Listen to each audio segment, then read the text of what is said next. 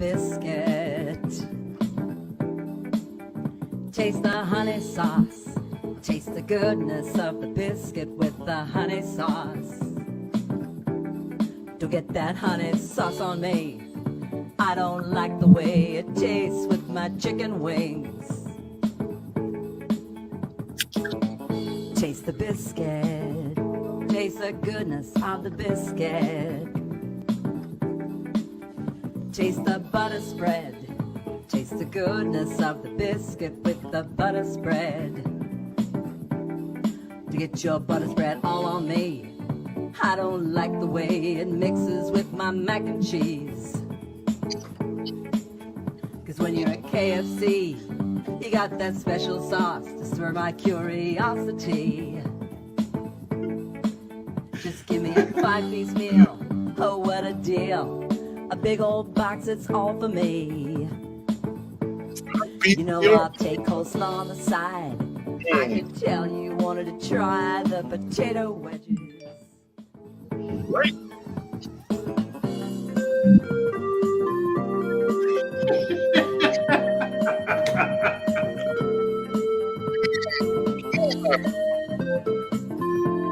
He looks so intense. Oh, all in.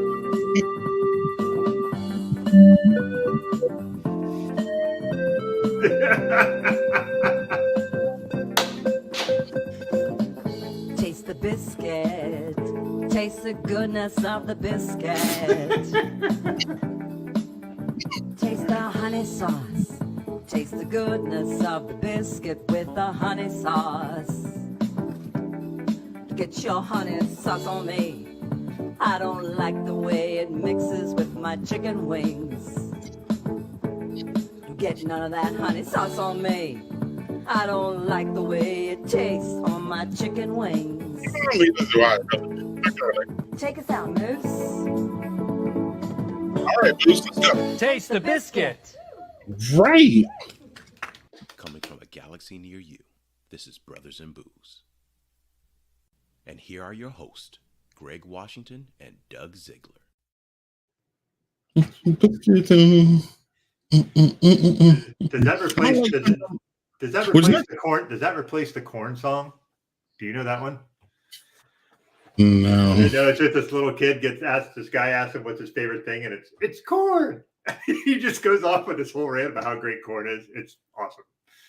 Right, but no, the biscuits. The biscuits. The biscuit's pretty good. So, right. Yeah. Man. Right. So, is this a BG? Yeah, it could be. Yeah. Jeff's all studying for his Cicerone, so he's all beer. No beer guy. Now that shit's in my head, and I don't know what I'm going to do about it. How about we welcome our guests? Welcome to Brothers of Booze, folks. Yeah. Oh, yeah. We're in front. Yeah, something's going on. Well, this is going on here, dog. Is a fat beer from Western Stuffanar. And I know I said that right. Wines and stuff. I don't know. Ask Jeff. He knows all that shit. But you got to give me the phonetics, sir. But the phonetics is it's a nice toasty. We're back to toast and we're back to biscuity. Mm-hmm. Nice fest beer. Look how clear that is. Look how it's drinkable. It's slammable. It's fun. It's perfect for this time of year because it's Oktoberfest. How are you and what are you drinking? First of all, I need a beer. Today was a day and a half. So, I told you offline what was going on because it was crazy. Let's just say my wallet. Diner. Yeah, I think you're right. Yeah. So, I'm starting with a black IPA, Greg. Yeah, one of my favorite styles. And a black is beautiful beer from Nickelbrook Brewing. This is they're outside of Toronto. So we were in Toronto. We actually went to this brewery. They were amazing.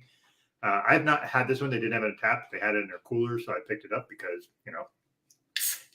you're seeing less and less of the black and beautiful beers around anymore. So whenever I see them, I try to grab them. Greg's still grooving to the biscuit over there while I'm trying to pour beer. You're also less likely to see black IPAs too. Yep, that is true. Y'all got all crazy when I said black IPAs matter a couple years ago, and That's because they do, and they're disappearing. So I was right, damn it. Damn it. Yeah, this is way too long. Yeah, I don't need to tell you. This is great for a black IPA. All the tasting notes you want, all the roasty, the hops, everything. Just look at the color. What's that? You said you didn't have to tell me. Why? Because I like to hear myself talk, apparently. So cheers.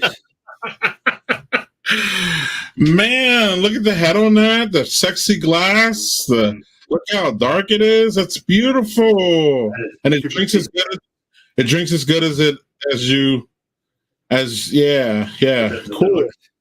Yeah, it's only trying to see the ABV on that guy. 4.5, so it's low, but it's good. 4.5. So we're going to get to our guest really quick because she has a short time frame for us. But before that, Doug, I promised her we wouldn't get too messy when she's on because she saw a couple things that I had rolling, and it kind of just rolled into the studio. I usually don't do that, Doug. This has been, you said it was a crazy day for you. It was a crazy day for me too. So I usually get that out of the way before I know anybody's going to come in, but sometimes it spills over. But I wanted to show everybody this, and we can actually get her comments on this too. But excuse my language, but there is no way in heck I'm ever going to do this. Ever. No, and no.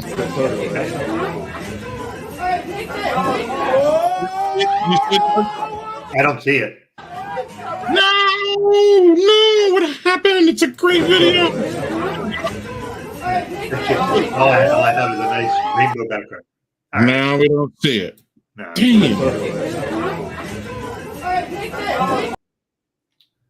Well. Yeah, it won't show everybody that, but it'll show the biscuits and the honey.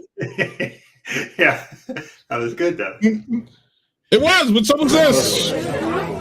We wouldn't. Well, the world will never know.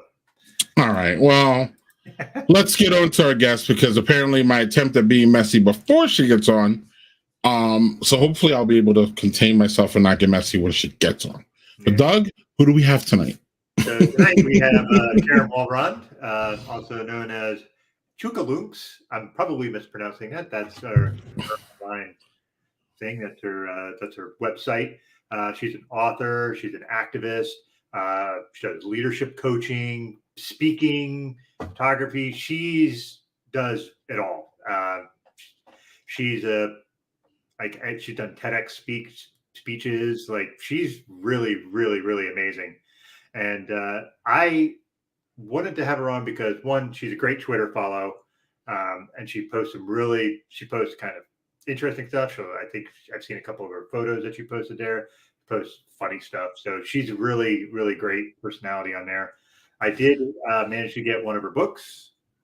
But okay, excellent. Hold on. Hold that up. Sorry. Yeah, okay. Oh, Doug, you have to love the art on there. You have to. I very much so.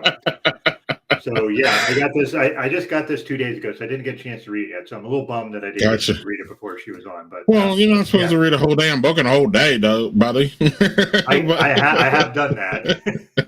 I'm not. I said you're not supposed. Like that's not normal. I'm just saying that. Okay, cool. It might be normal for you bookhead, but like it's not. But bookhead, right? Another thing too is that full disclaimer, everybody knows, but Doug loves beer can art, so that's why I said I know he loves that art on the book. And also, our guest has one of the best rooms backgrounds that I've seen. Doug, she's a 10 out of 10. That's high praise. So, yes, Doug, yeah. Let's see it. And Doug, I want to give Karen. Before you get on, we rate rooms, so don't be offended if Doug gives you less than a 10. But I did give you a 10 out of 10, Karen. How are you doing? Taste the biscuit. Welcome to our world. That is the weirdest thing I've ever seen. Oh, I got weirder. No, we're good. We can one up that one. We good. No. Hi, Karen. Nice to meet you. Nice to see you. So how do I rate? I don't know if you can see the. That's a 10 out of 10 for me. The neon sign just throws What do y'all in the comments think? That's a 10 out of 10. So the neon makes it. It grabs it. But I love the pictures, but I love that they're not organized like everyone has to be like on the same. No. I'm not that guy, but there are plenty of people that are like that. That's not me. I love how it's a little bit organized. It's organized, but it's a little disorganized. That is I the love most it. organized thing in this room right now. Trust and believe, including me. Oh, I love it. Trust right. and The believe. background is amazing, Daniel says. Thank you, right. Daniel. Right. God love you, Daniel. I agree. 10 out of 10. Karen, have you ever seen, real quick before we get into who you are and all that, have you ever seen that on Twitter, that Room Raider? I have, yeah. account? I didn't realize that was Yeah. going to happen today. I might have, spruced things a little bit. But... Oh, we got to throw curveballs. We haven't talked about it in a couple of weeks, so we throw it in here and there to keep you. We got to keep the guests on their toes here, right, Doc? See that. Absolutely. Yeah. Now Lauren, I think might be. She wants to know all them pictures now. Oh, I don't know if I'll go through all of them. Some of them are photographs I took. That one right there is a drawing of my daughter that a friend of hers drew, which is kind of cool.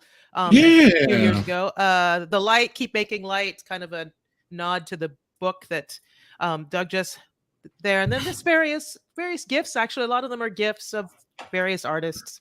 Just the people I want to keep close. Yeah. You got cool friends. I do. Yeah. I'm really lucky. I wish my friends would give me like pictures. That'd be awesome, Doug. Oh, Doug. Look at that. Sorry about that, I'm like, Doug. Right. Sorry, Doug. Oh, you want pictures, do you? No. Doug's fine because, right, like Doug gave me like 4 cases of beer last time I saw him. So Doug is fine. Doug has, I don't even know why he even said his name. I'm just going to shut up and segue to Doug because he has better things to say than I do at the moment. What's up, Doug? Go on. welcome, Karen. Thank you. Cheers, guys. By the way, cheers. Yeah. What's in the glass? Yeah, what do you have in your glass there? Well, first of all, I don't drink beer. Sorry, so I was not going to bring beer tonight. But and I'm from the Caribbean, so I was going to do a rum. I thought to represent home, but I didn't. I didn't have a good rum that I liked, so I decided since I'm calling in from Texas, I had to go Texan. So this is tequila. Tequila. Oh, yes. Greg, tequila fan. So salud, everybody. There we go. Salud. And I think that was a reposado, yeah. That was a reposado, yeah, 1800 reposado. All right. It's good. Yeah. It's good. All right. Okay, so let's dig in a little bit here. So, I mean, there's a million directions we can go with stuff you do. But I promote a book. Let's talk about the book first. Let's get into what prompted you to write it. What did you want to get out of it, and what did you want to put out in the world out of that book? Yeah. Oh, that's a lovely question. That question always, I get that question a lot. What prompted me to write it? And that presumes that I had this sort of wonderful muse inside of me that was dying to get out. And that is so not what happened. What had happened was that I got an email from a publisher and they said, we would like a book on the intersection of joy and activism. And we think you could write it. And I happened to be in a place where I was saying yes to everything. So I was like, yeah, of course I could totally write this book. And then hung up from the phone and went, I have no idea why they would have ever asked me to write this book. Why did I agree to that? Yeah, fully. Like I write about joy and gratitude and stuff a lot, but activism, I was like, I'm not an activist. I don't like get police dogs set on me or get arrested or get tear gas. That's not my thing. I mean, I've done activisty things like, I've done a few pride parades and I've done the Women's March and I've gone to Africa and done stuff with NGOs, but I'm not an activist, right? It's sort of where my head went. So I decided I was going to interview people who I knew because like I have cool friends. So I interviewed, I thought I'll interview friends of mine who are clearly activists. So I made a list and Brené Brown is a dear friend and she made the list, right? Because she does a lot of stuff in addition to her courage work. She does a lot of stuff that LGBTQ plus, rights and yeah, there you go. And she does anti-racism, anti-bigotry kind of thing. So I put her on the list and then Tarana Burke's a very good friend of mine. Who she's the founder of the Me Too movement. And so I put her on the list and came up with a list of really awesome people, and then realized that none of them were people who were in the habit of getting tear gassed or standing in front of tanks in Tiananmen Square or, getting arrested. So I wondered, well, what is it about them that makes it okay for me to call them activists and not myself? And that's really what the book is. It's sort of me kind of going through and wrestling, like, what does it mean to be an activist? And is it possible to do it with joy? And it turns out it very much is possible to do it with joy, which most people probably would not normally think. And activism, I define as anybody who uses their skills for purposeful action in the hope of making the world brighter for others. Right? So if you think of it that way, as you use your skills to make the world brighter on behalf of other people, it starts to open up, right? You don't necessarily have to have police dogs set on you, right? Yeah. Like it's a whole other thing. Ideally not. Yeah. So that's it. And it's really funny. Like the biggest feedback I've gotten from the book is, oh my God, I think I might be an activist, right? Like a lot of people have said that once reading the book. So you'll have to tell me if you have the same reaction when you read it.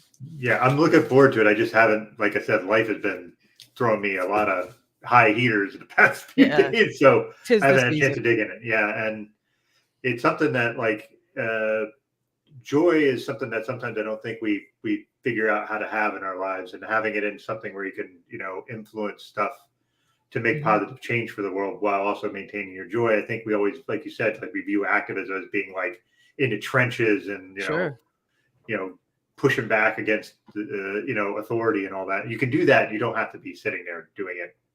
Right. And also I think joy is distinguishable from happiness, right? Like happiness is sort of fleeting and, it's usually external. Like you get a great tequila, for example, or a good beer or something like that brings you happiness.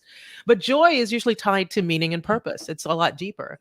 And when you start to realize that you can get joy because you are tapping into your own purpose in life, then activism isn't that far away. So the whole, and the book really, it talks about how to sort of figure out what your cause is, what the thing is that really lights you up, what your values are, what are your skills. Like you guys, your skills are creating community on the internet, for example, would be one skill I assume you guys have.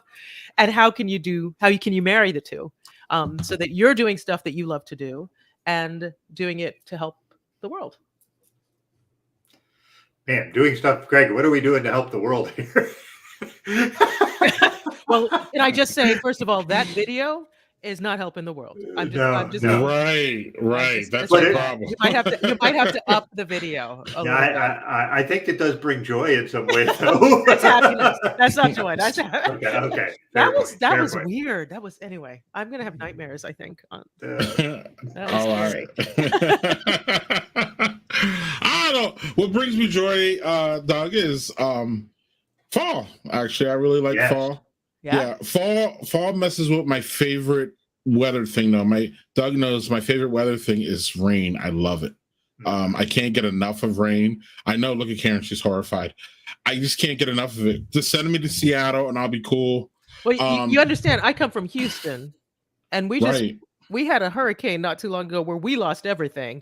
So I'm kind of anti-rain. Okay. There's a context to this. Winter rain and hurricane rain. Those are both way too much. Right. Other than that, though, a nice rain, especially in the summer. Oh man, that's just one of the best things ever. But yes, there's a context. It's not all rain. There's always an exception to the rule, Karen. So you already know that. What I was fascinated by you while doing keeping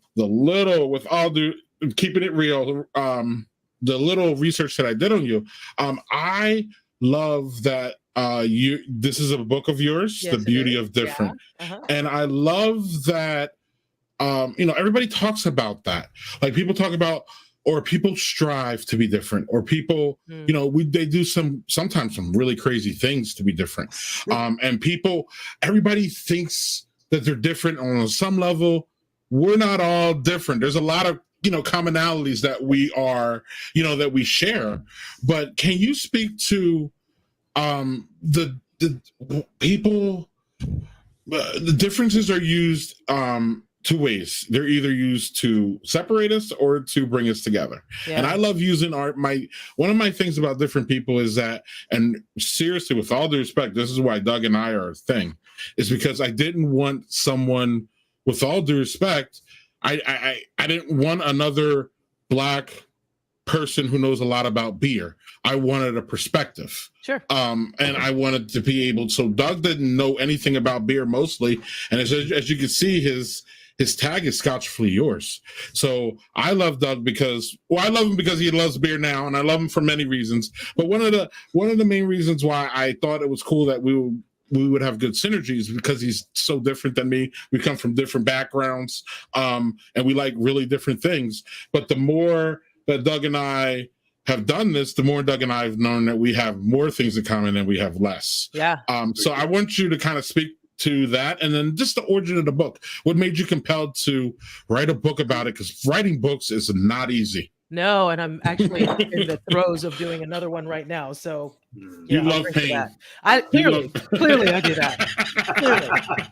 So the beauty of different is actually really different from the Lightmakers Manifesto in that it's photography and writing. It's the two. And it was my first book that I ever wrote and shot. And I was really intrigued with the idea of people who had something different about them that the world thinks is weird or odd or strange, and they used it as sort of the source of their superpower, right? So I was really that's really what I was exploring. So we were talking before we came on about Jenny Lawson. She's actually featured in the book. She's a dear friend of mine, and Jenny's a humorist who struggles with mental illness, right? And she's able to write these best-selling books about what it's like to struggle with mental illness, and she does it in a really humorous way, but she does it in a way that feels very connecting, right? So that people who also struggle with mental illness feel like they're not alone. And so she was one of the people I had to have in the book. I had a priest who was also a boxer, right?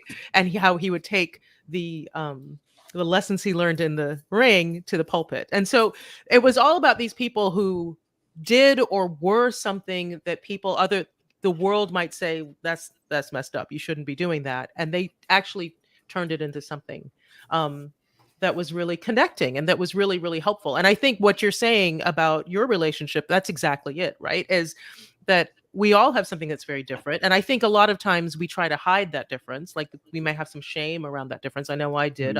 I'm an immigrant. I told you I'm from the Caribbean. And so I remember when I first came to the United States, there was a lot of things that, I was much younger and I would be like, oh, I'm in this school where everybody's white and I'm going to date myself, but everybody had like Farrah Fawcett hair and like dressed totally different. And I did whatever I could to kind of change that. And so, and then it turns out that, of course, I could never be what it was that I was trying to emulate. I ended up going to engineering school and law school, and I was in the energy business because I was here in Houston, and I'm still trying to like fit in and be like these people. And I'm like, well, in the energy business, especially in Houston, like diversity is a white guy from Louisiana or white guy from Texas, right? Like, and I could never be either of those things. So who am I fooling by trying to suppress whatever part of myself that is? So that's really what the book was about. And that's why I wrote it. It was sort of this idea that the thing that makes you different is not something to have any shame around. And it actually might be something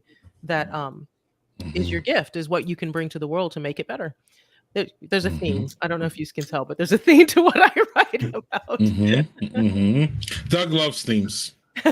I do. I used to do it when we first started the show. I would do themed beers, like a theme. I had 3 beers and they're this theme. Oh, wow. I don't do that anymore because that's too much work. I didn't know you could have themed beer. I'm intrigued. Well, it depends. Sometimes it would be like the can art as a theme. Sometimes it'd be the names of the beers. Sometimes it'd be the types of beers. It was so much about beer. It was a lot of effort for not a lot of payoff. I liked it. It brought me joy. See, look at you activist, you. Look at you, Doug. Yes. What? And I learn quickly and forget quickly too. That's the problem. Yeah, that's my superpower too. What, forgetting quickly?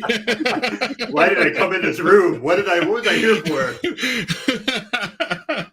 Right. So you found yourself in the book writing area, but that's not how you started off. It doesn't seem like. Yeah, and you want to explain that a little bit? Yeah, And, that's a you good started- story. Yeah. Right. So I am the daughter of a PhD engineer and a school teacher who taught languages, and she has she's gifted with languages, right? She speaks like 5 different languages, my mother. And I grew up wanting to be architect. I thought that's what I'm going to do. And my parents kindly pointed out that I am not artistically inclined, but I was good at math, right? And so I ended up becoming an engineer. So I went to engineering school, and I actually did structural engineering because that was the closest thing I could get to architecture that I could do. But in the meantime, like I thought I was going to do that. I wanted to be a linguist because I loved languages. And my father, with his PhD in engineering, was like, no, you're an engineer. You got to go to engineering school. Ended up going to engineering school, graduated, became an engineer, hated it. So thought, well, I better get to grad school. Yeah. Did you do any engineering before you went to school for it? Meaning, did you work in that field, or did you have any exposure to it? No, of course not. Okay. No, Okay. not at all. Okay. I mean, other than my dad, like, Yeah. like my No, dad no, was and an engineer. That's it. Like, no, not. Cool. And I really quick segue. The reason I asked that is because I got 2 teenage boys, and I'm trying to tell them before we delve into college that maybe we should work in that field or try to immerse ourselves into that field before we say, hey, we're going to plunk down all this money for you to go to college, and time too, because you can't get that time back. So then that's why I've been asking this question for people who, go all in on, whatever they feel like they like when they're young. And then they're like, in their 40s or 30s, they're like, nah, this ain't me. But you know what? We should talk about this because I just put a kid in college. You just started this.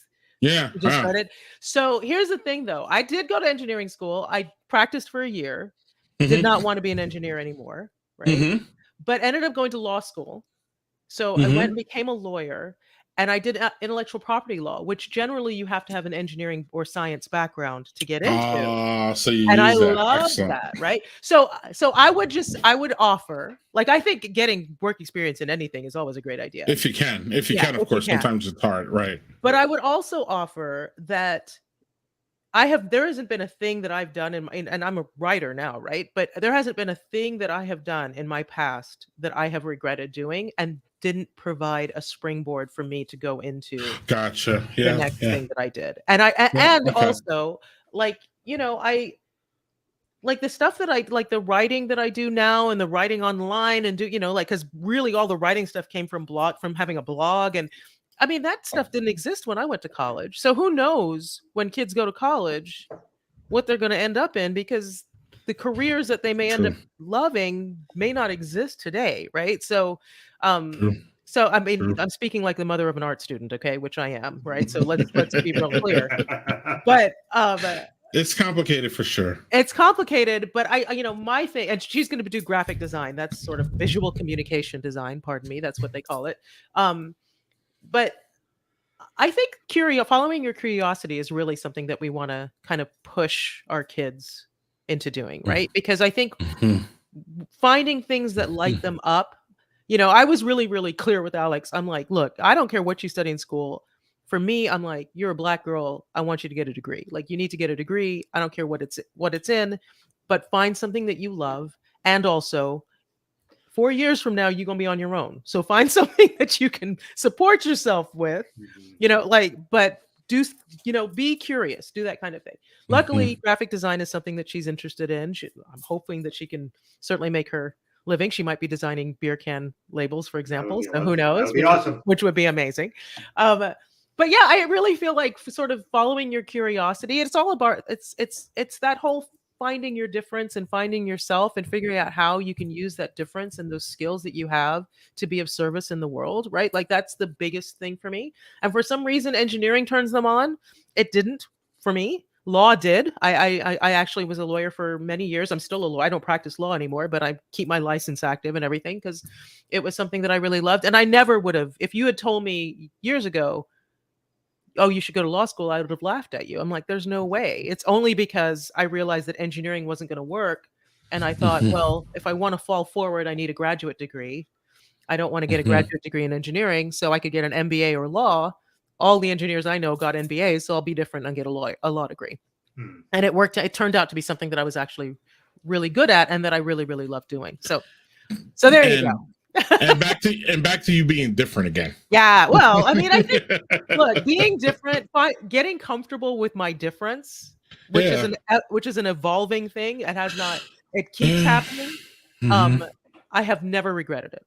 Like I've never anytime I finally was like, okay, you know what? This is just who I am. I am what I am. That's it. I've never regretted it. It's always opened the world up to me more than me fighting and raging against it the entire time. For me. And Daniel's with you again. He never thought he would get his, and look at where he's at. Yeah. I mean, I think anytime you're learning or getting experience at something, it's really hard, I think, to regret that. I think that's just more, more arrows in your quiver, I think. I like that. Yeah. I'm a writer. Yeah, you're a wordsmith. I'm a wordsmith. So I think to your point where you're saying the path's not being linear or whatever, like, I have a degree in English and I've worked in IT for 25 years. So funny. I'm not anywhere near what my thing is. I have a question for you, and my question is if you're talking about differences, all right, so we all have differences. Yeah. Sure. So now here's the thing. I'm a white, cis, hetero guy, so my differences are much more generally accepted than folks who are not. So do you find that when you speak to people that's something that they voice to you, just like because like for me, if I have a difference, it's just a freaking quirky white guy, but if you're someone of color or a woman or someone in the LGBTQIA plus, if you have something that's a difference, that sometimes is a challenge to get people to accept. How do you navigate that? Yeah. sorry to get heavy. It's just something that's in my head. I'm like, I think it's a great question. And I think it's a question that probably in the last, let's say 6 or 7 years, we've been wrestling with more and more in the world. Again, I will repeat that anytime I have said, this is who I am, I have never regretted it. That's not to say that there weren't consequences to doing it, right? Yeah. I don't, hiding who I am is always more soul sucking for me than tamping down who I am in order to fit what other people would want me to be. And if that has ended up, I mean, Greg might have a comment about this as well, but if it has ended up that, I mean, first of all, I ain't gonna hide the fact that I'm a Black woman, right? Like, I mean, that's kind of hard to hide. But if I am in a place where that's not accepted, then maybe I don't belong in that place, right? But I'm never going to minimize myself. I mean, and let's also be really clear. Like, this is sort of the view of a woman who's been on this earth for 55 years, right? Like, I mean, I think I might say something totally different about 18 years old, right? But at this point in my life, I've got years of experience. I've got a lot of credibility in the bank as far as what I'm capable of doing. So I can be a little bit more defiant about whether or not that's, acceptable or not. And it's funny because I talk to my daughter about it a lot, as, she's 18 years old. And we will talk about the fact that, when you don't have a history of work experience or anything else behind you, or credibility behind you, there are going to be times where you're going to have to go to work and dress a certain way, or cover up a tattoo, or do whatever in order so that you have the ability to prove who you are. But so it's a harder thing for her to have to wrestle with than somebody like me, right? I mean, just to be fair about that. But again, I'll fall back on anytime I've been like, look, this is who I am. And as long as I'm standing in my integrity, right? Like, as long as I'm not like, cursing people out, F you, like, as long as I'm being as honorable a person as I can be, then, and being the best self I can be, then I'm not going to hide anything about myself. Like, why? Like, deal with that. Yeah. I'd be interested in what Greg has to say. I mean, I'm sure you've. Yes, everything you said. Yes. Yeah. But it's taken years for me to get here. Right. I mean, yeah, you get to a certain point and you're just like, yeah. I don't even give a shit anymore. Right. Like, Right. But there's definitely a certain level of trying to fit in, and how much, in our community we call it code switching, of course. Yeah. That's an angle of it. And for y'all don't know what code switching is, it's change. And white people do it too. It's changing. I believe it's, and maybe Karen, you can tell me if I'm wrong. It's changing the way you talk and the way you act in different situations. Sure. And so it's like, yeah, homie, that's dope. Yeah. When I'm around my boys, and then when I'm hanging out with Doug and his white friends. I mean, let's go there, right? Right. There's a different dialect and a different speech that's going on. But we all kind of do that, like whether it's around our family or whether it's around certain friends. Certain people I will just cuss a whole lot more than if I am on this stream, for example. I cuss a whole lot less than I do in real life. Doug knows it. It's almost every other word. It's really bad. I got to work on it, I think. But maybe I don't, because I code switch. You be you, Greg. But as you get older, you feel less obligation. Yeah. And I feel sometimes it's an obligation. And that's what that's why it was a problem, Karen, because I felt like it was an obligation as opposed to feeling comfortable or just being me and just saying those things. Also, though, I mean, so it's really interesting because I grew up primarily outside of this country, right? I grew up in the Caribbean. My blackness is a West Indian blackness, right? It's not an American blackness, right? Mm-hmm. And so for me, my code switching coming into America was between West Indians, for people from the Caribbean, and Americans. So, for example, talking to you guys, I'm talking to Americans' voice. Mm-hmm. But if a bunch of Jamaicans or Trinidadians or something came in here, my voice is totally different, right? When I talk to my family, or if I talk to anybody who is from a different part of and it don't even have to be Trinidad, it could be Barbados, it could be from Jamaica, it could be from anything, I will talk to them like this. And it's not so much for me, that sort of code switching is more about forming connections, right? It has nothing to, because I am Trini to the bone, right? I feel myself as Trinidadian as possible, right? And it's almost a betrayal. I'm not drinking rum and now I'm drinking tequila. Right? That's almost but that doesn't mean that when I'm speaking to you that I'm a different person. Like, I've learned that this is a way that you and I, the three of us, can connect. And it sort of is it's not a hiding, because obviously I just spoke in a Trinidadian accent, and I actually don't even think about it. I don't know about you, but I don't even think about it. Like, speaking in this accent is the way it just feels more natural. To speak in a Trinidadian accent to you guys, I have to think about it. But if I'm speaking to West Indians, I would have to think about putting on an American accent. It's just not something that I could do. So I think it's, code switching can definitely be a way to protect yourself, for sure, right? Yes, like if I'm in a job or something like that, then you put on your proper voice, right, to speak to your boss, right? But I think it can also be a way. I saw an article once about the way President Obama would sometimes talk to he would be in in a deli or something and talk to a black guy behind the counter, and he would be like, "Nah, man, you all right?" Like he would literally, you could hear him sort of code switch, and it was just a form of connection than it was really anything else about that. And I think when he's talking to dignitaries, he can't be like that. Right, exactly, right. Which I think is really interesting. I mean, I'm really fascinated by code switching because I think, and my husband is English, right? And he just sounds English, like but he's from Cornwall, so this specific rural part of Cornwall. So think the way Hagrid speaks in Harry Potter, like that's his truth.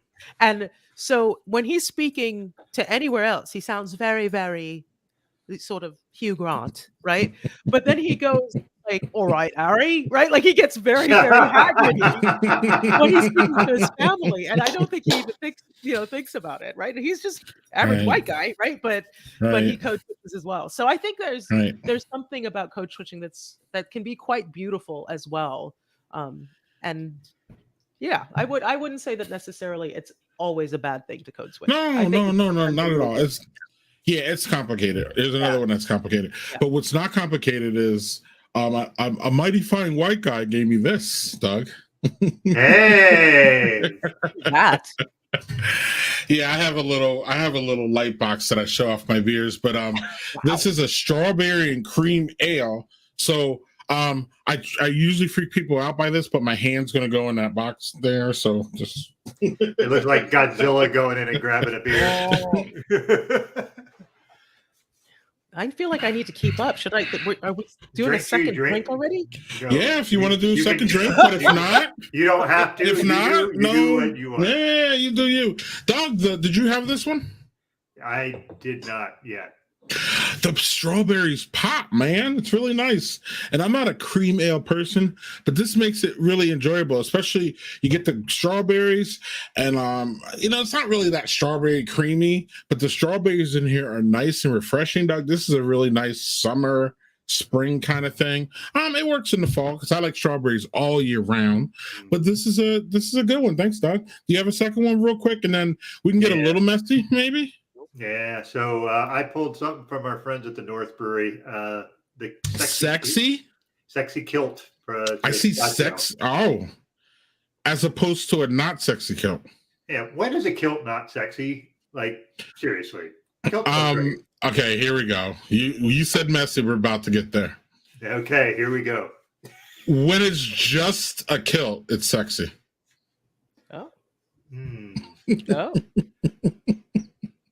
Or is that nasty? Some people call that nasty, right? Or I don't know. That was always a fascination with me and kilts. Is what are you wearing under that? Oh, nothing. You don't wear anything. So that's a sexy kilt. Yeah. Well, I have two of them, and when I wear them, I don't wear drawers. Why would I wear drawers? The point of it is to be free. It's like, Doug, shouldn't you have bought us dinner before you divulged that kind of thing to us? Right. Well, right. It's not like I'm flashing myself to people. I'm wearing something. Karen, I'm about to get tore up in the comments, but I never knew that. I always thought that it was proper to wear underwear under a kilt, like any other. Like, are the ladies running around without drawers in their skirts or me? Well, kilts are very male, right? Like that's a male. Yeah, but a lot of women wear them too. Like that's actually not uncommon. But. Okay. Yes, right. And it's actually there's a term for it when you wear it sans underwear. It's called being regimental. Oh. Are you Scottish, Doug? I'm part Scottish, I'm part Welsh, I'm part English, part German, part Scandinavian. I'm all the white people. All the white people. All the North Europe white people. Wow. It's free-balling. Free-balling. Well, there we go. I told you we get messy here. No, this is great. I'm learning so much. Doug, do you have a second beer before I get totally messy? Yeah, I just told you, sexy kilt. We just had. Oh. How many beers did you have? You boggled his mind. He's got an image of you free-balling under your kilt. He's just lost his head at this point. He doesn't know what to think. Are you a mind reader too, Karen? Apparently now. Because I feel you. I've learned so Right. much about Doug. And Right, this half right. hour. A little bit too much, right? Hey, right. didn't you just talk earlier about how just being fine with being who you are? I do not judge. Doug, I do not judge, man.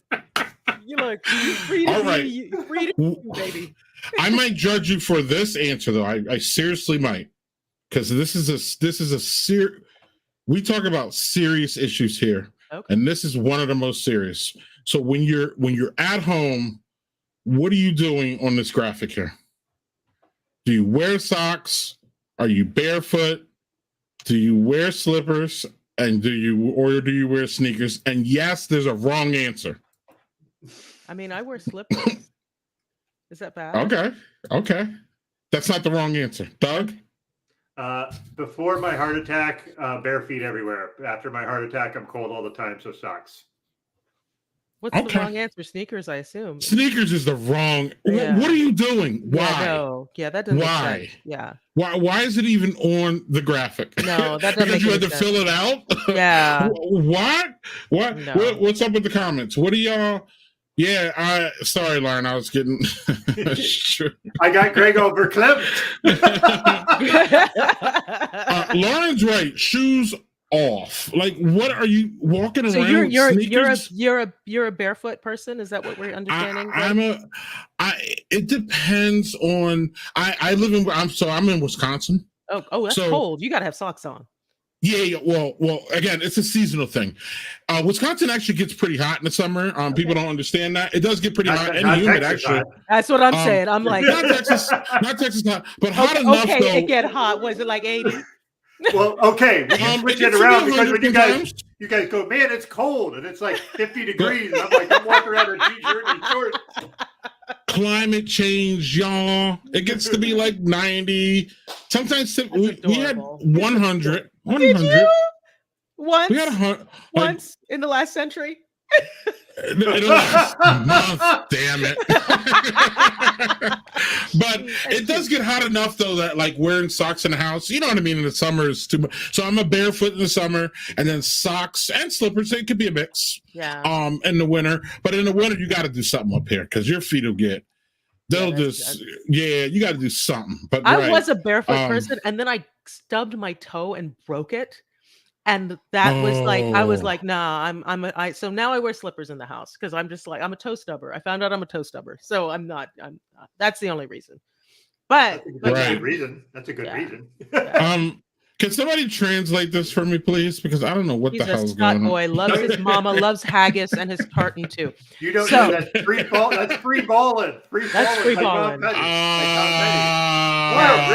What that's very good because he's free. Right? Yes. Yeah. Free ball. That's very good. Free balling. Right. That's very good. Well yeah, played. excellent. That's really good. Yeah. So that's a multiple question answer for me, but or multiple answer question. Yeah. But yeah, no shoes ever. Sneakers. No, your toes got to be free, man. You got to have free toes. Yeah. You're at home too. Like let the dogs out. Let the dogs out, man. I have a riff on that though. If you're in another person's house, do you? Oh, that's a good question. If you're in another person's house, obviously not shoes, but if you're wearing like slides or flip flops, you just walk around barefoot in their house. Yeah, no, I don't do that. No, but wait, like no, but you said obviously not shoes. Like if you go, like somebody invites you over for dinner at their house, you take their shoes off. Yeah. Or, really? But I usually go by the rule. I'll wear socks. Like I'm not. Rule of the house. Really? Rule of the house. Where are you calling in from, Doug? Upstate New York. Yeah, I feel like that's a northern thing. I think. What do you mean? The shoes off? No, so if somebody invites you over for dinner, you just get your shoes on. But what if they say? But what if they say shoes off? What if it? Oh no! If they ask, yeah, you're not gonna be rude. You're not gonna be like. Okay. But I don't think. I think the default, if somebody like in Texas, if you go over to somebody's house for dinner or something like that, right? You don't take your shoes off.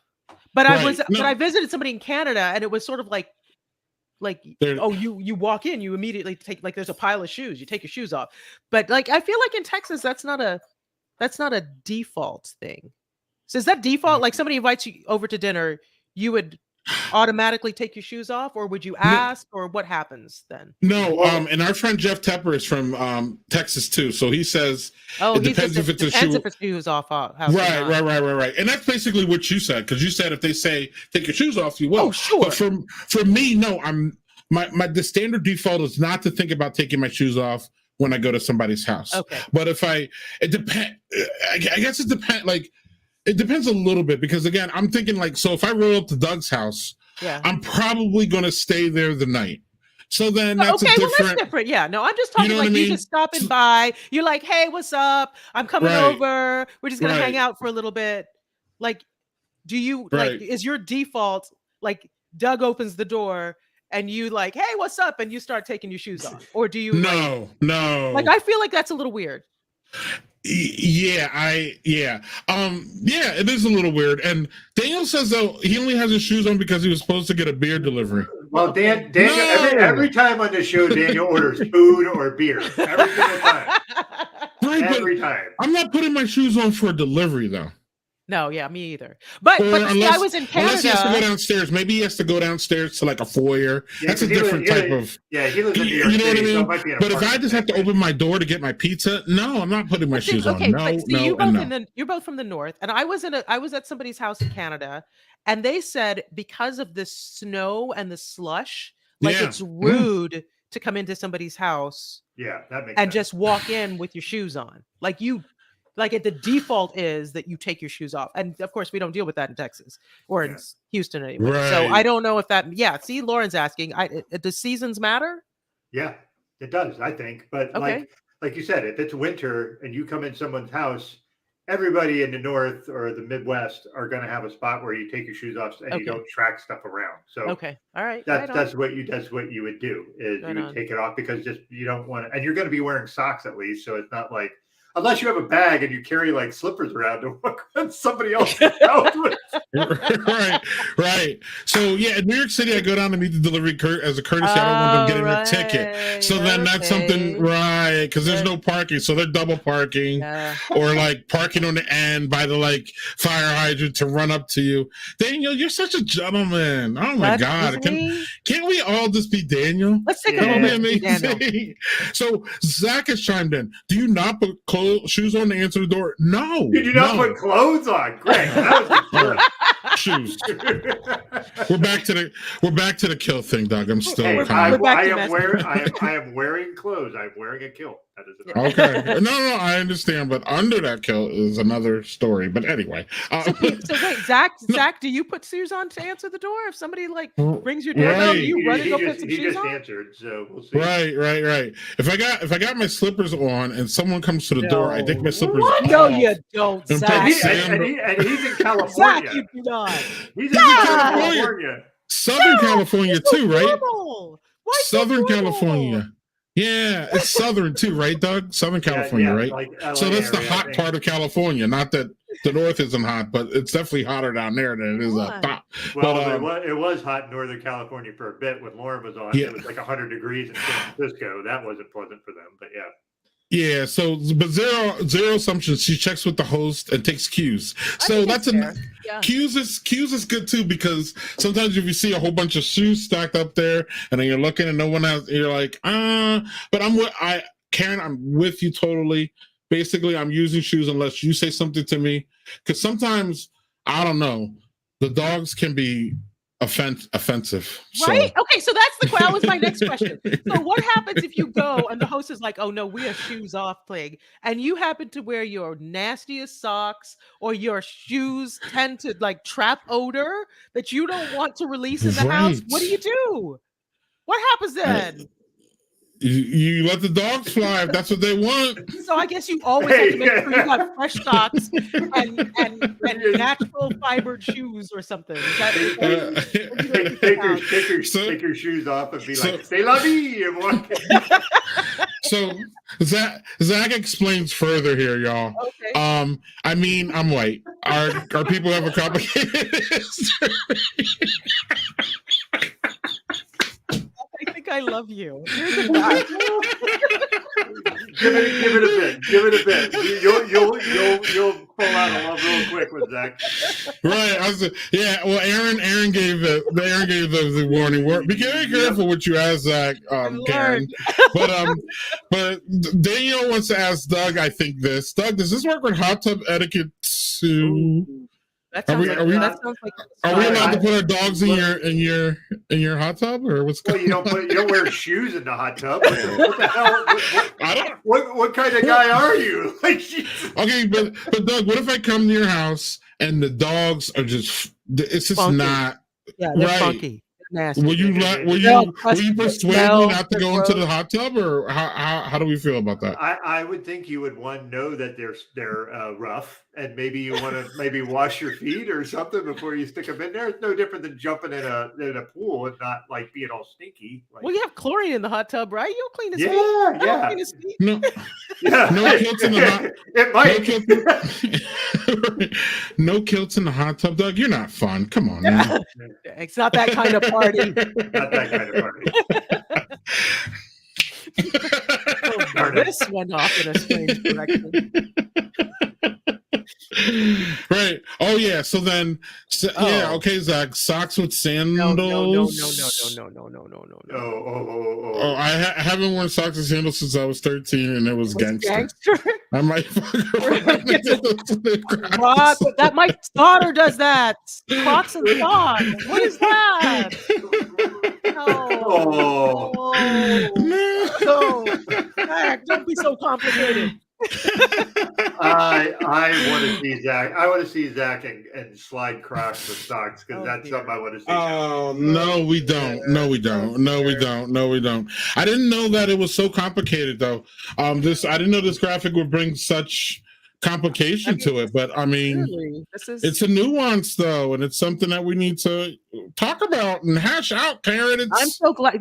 This is the activist in you, right? Like, you're having the hard conversations here. I really appreciate it. We're asking the hard questions. Yeah, you are, Karen. This is the joy that we bring to people on a weekly basis. This is the only joy that we bring to people. But yes, welcome.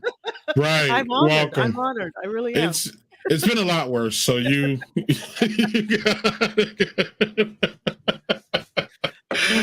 All right. So I don't know how we segued into that. We got 15 more minutes with our fabulous guest, Doug. So I don't know if you got any more questions. So I do. Yeah, Doug has questions galore for sure. All right. So before the show, Karen let me know that she had a hard out at 75 minutes. Right. So I said, okay, great. And then I looked at their reason. Please explain your reason for having to have a hard out at 75 minutes, guys. This is great. It's seriously great. Well, Buffy, we're going sailing tomorrow. We're going sailing. So we're going sailing. But no, it's fun. It's clearly not. It's not that fancy. So I just mentioned that we have our daughter has gone to college. It's our only child, right? And she's gone to college. So my husband, first of all, something you need to know about my husband and I, he asked me to marry him 18 days after our first date. And I said, yes. Wow. And then I said, wait, ask me again in a couple months. That's crazy. And so he asked me 2 months later and I said, yes, again. And then 6 months later, we were married. So we got married really fast. And then our daughter was born a year and a half after we got married or so. And yeah, I know, Lauren, it's crazy. Don't do it. I mean, it's worked out really well because like we just celebrated our 20th anniversary, but it's madness. But with our daughter going off to college, like I was like, we're not the same people we were when we met 20 years ago. And we didn't have a whole lot of time before that where it was just the two of us. And raising a kid is that's a project that you do together. And the kid is now an adult and she's gone. So I was like, we need another project. And I sure as hell ain't gonna have another child in this house. That would be a miracle. That would be a miracle. But so I said, well, what's like a really cool project that the two of us have never done before that we might be interested in like becoming really good at? And he said sailing. So tomorrow we have our introductory sailing course, and then we're going to go for our captain's licenses. Ooh, See, after that. that part I Pretty didn't cool, know. right? I just heard, I heard you were doing a sailing thing. Obviously sailing. So we're Zach, gonna sail. I have no Yeah. idea. Like I could be. I mean, this might be my last night on Earth tonight. Let's be real. Like I have no idea. But I mean, I grew up in a small fishing village in Trinidad. He actually grew up in a small fishing village in Cornwall. Wow, look And at so we that. both have this love of the ocean. And I thought, well, Yeah. this could be kind of a cool thing for us to learn together. So that's what we're doing. That's awesome. And so talk a little bit about, it doesn't seem like you are afraid to get out of your bubble and get out of the box and do different things that are. It doesn't seem that way, does it? No, it doesn't appear that way at all. You're like, oh, I'm an engineer, but I write books. And guess what? I'm a lawyer too.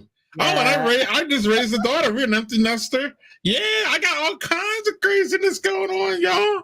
And Doug and I are like, damn, we thought we were crazy. Wow. Right? I mean, we are. Yeah, I was going to say, no. It's certified. They certified it a couple years ago. Go on, Doug. No, I was just going to say, but that's the thing. You're taking something just completely like out of this kind of mix that you maybe weren't thinking of. You're like, let's do this. That's fucking cool. We've never done that. Let's go do that. Right. Well, and Why it's also not? like really important, I think. I was actually talking to a girlfriend of mine about this. It's really important, I think, that we do something that neither of us is good at right now, right? Like my husband's a big mountain biker. I don't want to be a mountain biker. And I don't want it to be like him teaching me something. Like I wanted it to be something we tackled together. And so he said, I think I want to learn how to sail. And I was like, right on, let's do it. Like, I think that'd be cool. And I'm from the Caribbean. And get this. This is really cool. So this is really cool. Like, I don't want to buy a boat because that's expensive, right? Like boats are expensive and mooring fees and all that. But there are vacations you can take where you rent a boat and it's like a flotilla, like other people rent, and you all go together on sort of a guided tour, but you have your own boat. Once you're a licensed captain, that's cool. That is cool. That Right? I never knew, and that sounds fucking wicked cool. That really Right? does. Like that's amazing. And then when our daughter graduates from college, we could like take her. She might want to come with us. And so like that's awesome. That's like a cool Hey, she thing. won't for a while. Yeah, probably not. Man, I'm doing my thing. Like, Yeah, probably not. But still, it's cool. Right. So yeah, so that's the dream. But tomorrow, like don't talk to me tomorrow. Tomorrow people be like, this sucks. Like I have no idea. But that's sort of the dream right now as I sit here, which is kind of cool. So that's what we're doing. And we have to wake up really, really early. Aaron, you sweet. Look at you. You sweet talker, Aaron. Aaron is one of our just super kindest humans you could ever meet. Like seriously. Past guest. He's a therapist and like deals with kids and crazy people like us. That's why he hangs around. He's one of the nicest people you could ever meet. Oh, thank you. Unlike Zach, who's a little nuts, and we love him for it. There he comes. It's a great skill to have when the grid goes down. Too. Right. Oh, that's good. That's a good idea. I don't know.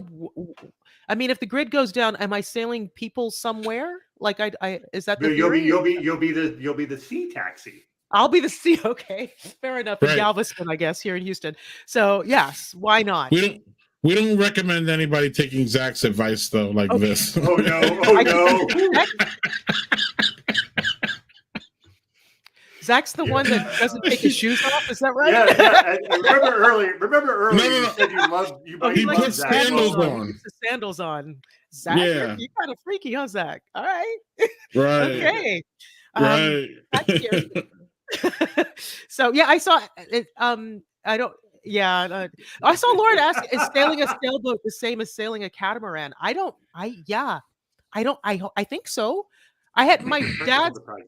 I mean, like they have sails. I don't. Ask me tomorrow. I don't know. I'll find out. I will ask that of our captain tomorrow. And then you can become a pirate when the grid goes down. I could. That's Doug. good. I'm not ready for this question, but we're gonna ask it anyway. Okay, This will be the last thing we ask Karen. Okay. But I'm fascinated to know.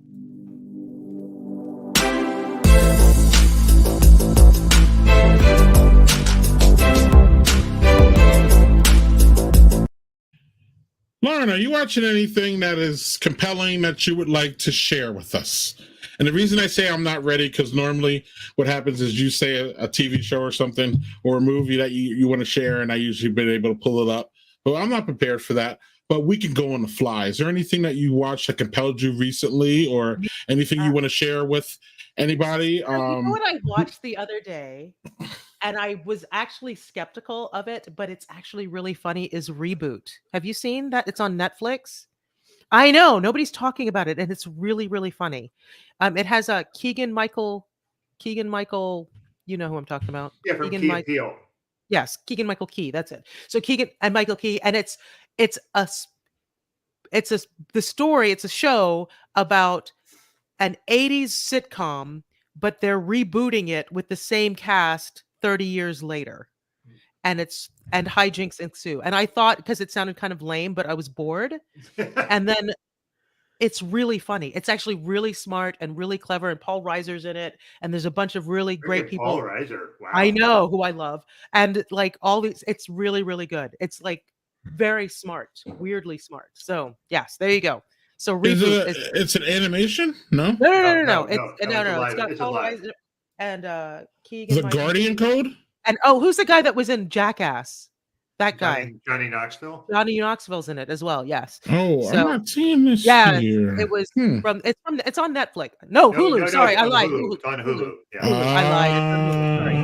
Yeah, Okay. I've seen. Now I see it. Now I it's see really, it. really Okay. smart and very clever. Okay. So I'm gonna plug that because Let me see. Uh-oh. Let's see here. Oh, okay, I find got it. Here we go. Okay. Let's see here. Or yeah, let's see. I can pull it up You're here in a fast. second. Doug, do you have anything? Yeah, so this is going to be a shameless plug for the show that Renee Pickup and I are going to be doing here starting in November, first Wednesday in November. Hold on one sec, Doug. Yeah. That's it. That's the one. Reboot. Yep. That's it. And it's I've- very, I've- very funny. I've seen commercials for it and it looks really good. It's really good. Really smart. Hulu's still the one I don't have, Doug. Yeah, Man. Yeah. Man, okay, no, right, Yeah. right, but it's great because I'm a binger, Karen, so I'm gonna jump on Hulu one day and just tear it up. sign off on the world. Yeah. There's a lot of good stuff on Hulu. So yeah, you won't be disappointed. Right. So this is what I am watching because this is going to be what Renee and I talk about on our first episode of the show, The Cult Bar, we're going to be doing live. This is called. Did you say? You said what? You said the Cult Bar. That's What is our that? show. That's Beautiful. That's a beautiful logo. Yeah, that is a logo. I created it with my wife's help because I am not a graphic designer. Graphic design is not my passion. So, but the Sins of Our Mother is basically a 3-episode series about this woman who is part of a prepper cult and she kills her kids. Oh my God, no! And it's 3 episodes of just crazy fucking shit. And so my friend Renee and I are big fans of watching cult shows and following cult stuff. Renee was actually in a cult. I never was. Wow. So we're going to do a show where we just talk about cult stuff, and that's what we named it. And yeah. Oh, I gotta watch that because I love a good cult show. Yeah, that'll be the first Wednesday. First Wednesday of every month. We're going to do it live, so you can watch, you can comment. It just like this. It'll be just like this, but a little less crazy than like having Zach comment and throw the whole show off the rails. And a lot less Craig. I won't be on it. but that being said, Doug, so it's gonna be every month. What are y'all talking about? Like doing an hour or how? An hour to an hour and a half. It'll depend. It's going to be a little bit more structured than what we do here, which is fine. Not structured at all. Yeah, but it's just we're both really fascinated with cults, and for me, it's more the fascination of how do people get into that stuff, and but Renee was in one, so she can speak a bit to that end of being in one and how she got in it and how she got out. And this show we're watching right now is connected to the LDS church, which is what she was in. So there's this whole thing, like we're having these big conversations on the side about all of it. It's going to be so much fun. I'm super. And y'all drinking during this? Y'all drinking during this too? Yep. All right. Okay. Is the drink going to correlate to the cult, or is this random shit? We think we're going to try to theme it with whatever we're talking about. Yes. And do y'all have any plans to do the most annoying cult of them all, MAGA?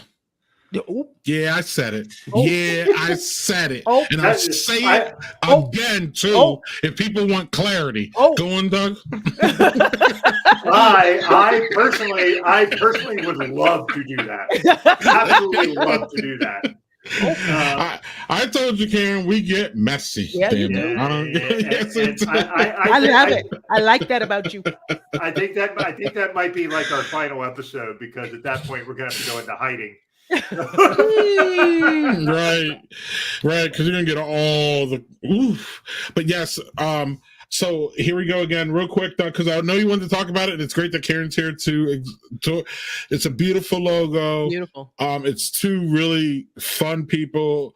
Renee has been a guest here and has guest hosted numerous times. She's just a fabulous, wonderful person with great insight. The world needs more Renee. The world needs less Doug, but we'll deal with that. And and all that. But that being said, first Wednesday of every month. Do we have a time, Doug? Yeah, I think it's going to be the same time that we do Brothers and Booze, because Renee is West Coast, I am East Coast, so it's 9 Eastern.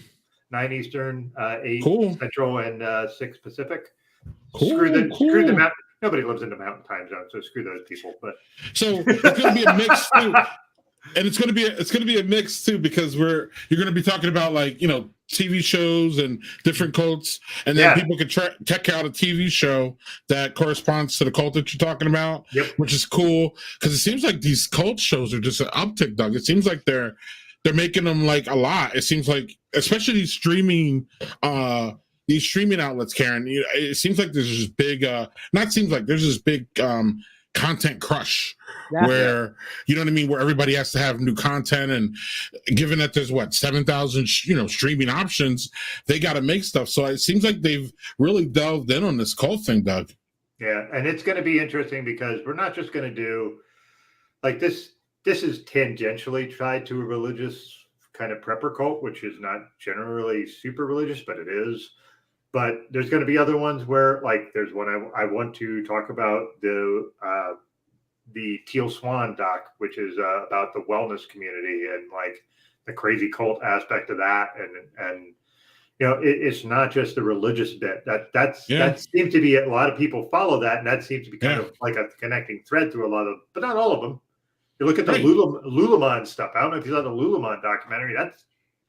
That has a lot of cultish behavior in it. Mm-hmm. So and there's also political too, because again, like I said, I believe the MAGAs are a cult. So that's there's a political angle too, where again, worshiping false idols from Manhattan. I don't fucking know. But what I do know is that, Karen, it's time for us to wrap. So can you tell us, just give us a summary of where we can find you and your latest book? And I know I got on the bottom. I got your website on the bottom. So if y'all need any, is that the go-to place on the bottom? You can go there, chookalunks.com, KarenWalrond.com will get you there as well. Okay. It'll take you to the same place. I'm on Hey Chookalunks on Instagram, Chookalunks on Facebook. Just go to KarenWalrond.com. That'll get you everything.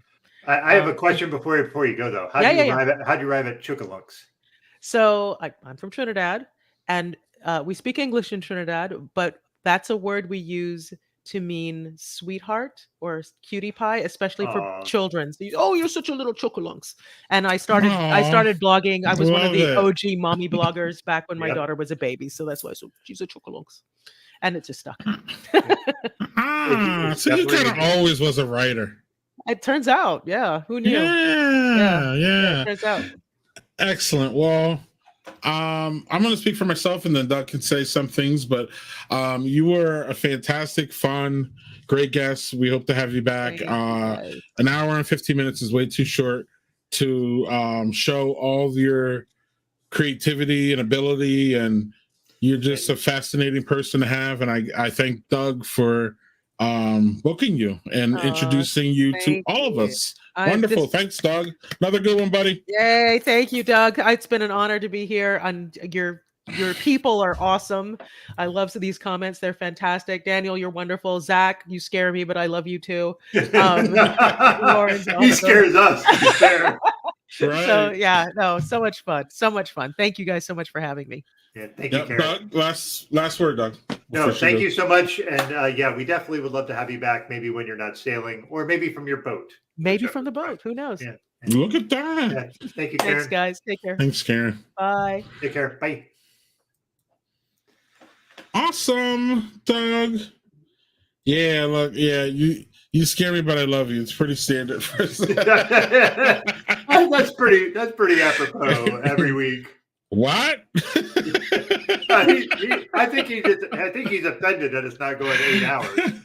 It's not the Jerry Lewis telethon, Zach. Like we're right. What the hell? For all the people that tell you not to like rain, please don't let them cloud your judgment. I had to save that. Daniel said that earlier. I love it. Yeah. So, Doug, we have something else to talk about here. Do you have a third beer?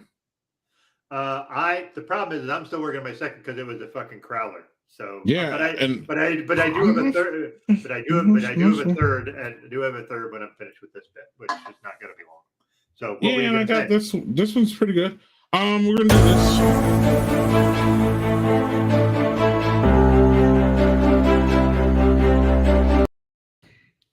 And of course, I'm not prepared. Hey, that's life. That's how we roll. Yeah, that is how we roll. But one of our past guests dropped a book today, Doug. I don't know if you saw that. And she is our friend Amanda Dybert, and she dropped a graphic novel, y'all. Yep. Work for $1 million. I'm not sure. I think this is a mystery. Do you know anything about it, Doug? It is like a noir, kind of like a hard-boiled noir, like old detective stuff, but it's a graphic novel. So it's like that kind of thing. So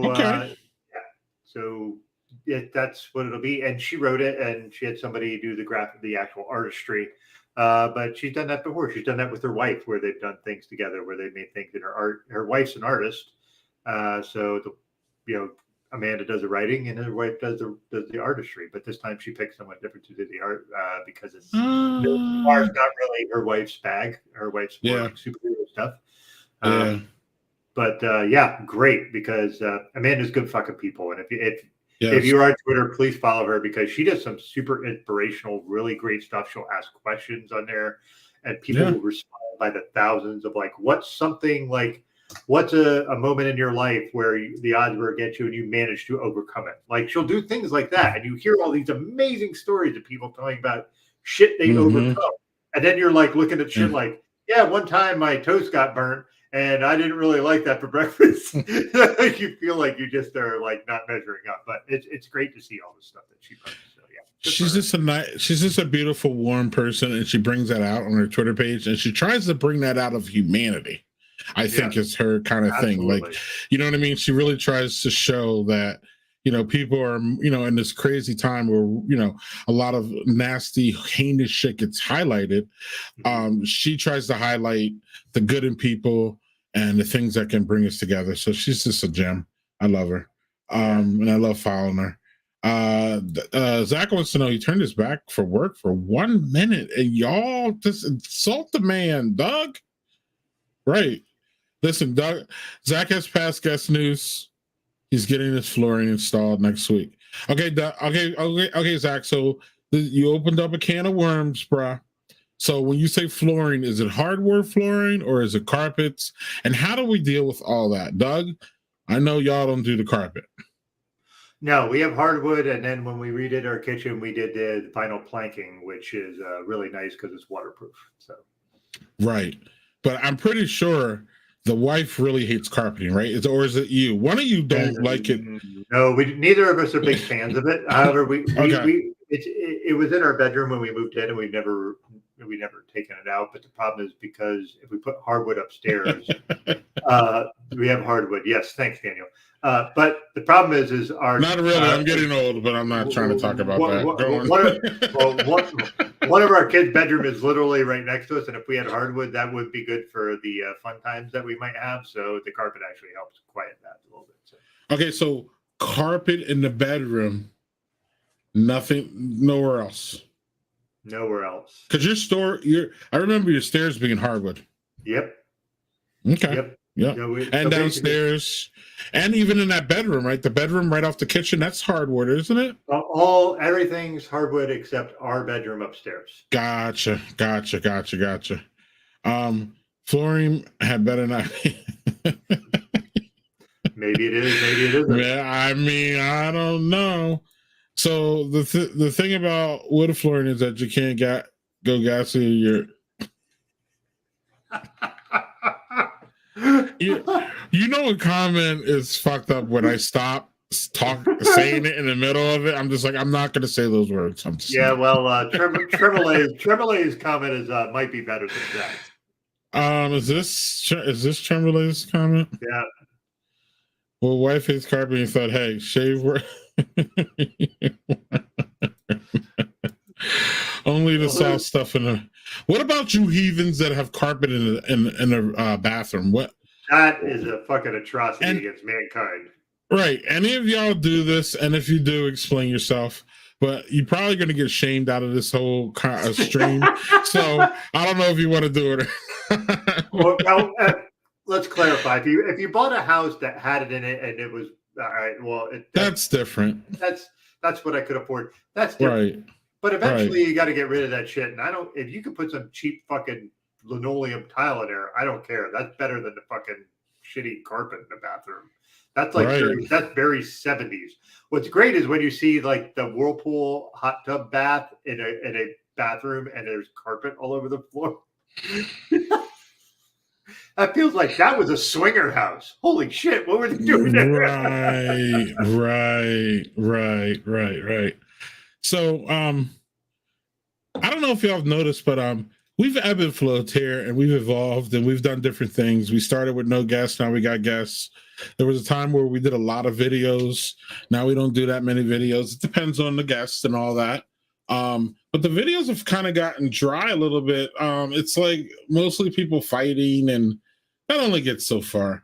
The Karens, Doug, have seemed to subside. It doesn't seem like they're either I'm not seeing them, or maybe they're just being shamed into non-existence, which really, hopefully, is really what's happening. I'm not sure. I even joined TikTok, and I don't really even see them there that much. So I don't know. Maybe I'm gonna jinx it all, and they're all gonna come back. And I don't know if they're not there. Maybe we're just not catching them. It's just a whole, it's pretty complicated. But we do have things like this, though, Doug, that I don't know what the hell to think about.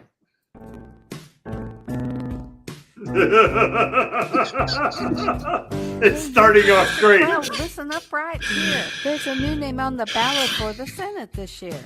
My name is Linda Paulson, Republican and awesome. Love God and family and the Constitution.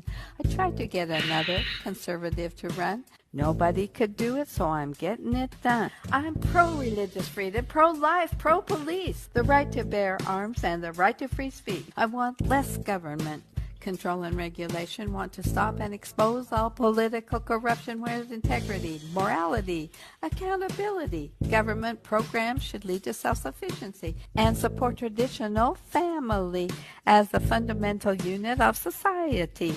But in schools, they're pushing for new beliefs. And just to clarify this, because there's some who can't define this, as a female adult, I know what a woman is. Really?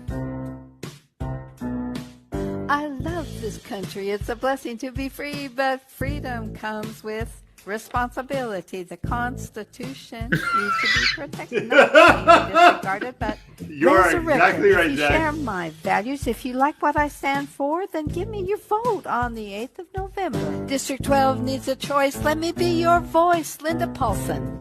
Linda Paulson for Senate. Wow.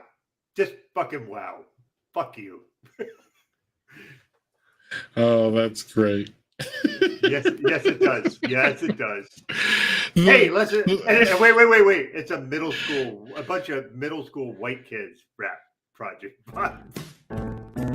Oh, come on. What is this Don't dance? make me watch it again. No, it's the dance. What is that dance? She really thinks that she's doing something good here. Well, Look at her face. Maybe that was a move back in the sock hop back in the 50s, but Hey, Utah District. No, lady, no. Who advised her to do this? who knows? Doug, I just want the beginning.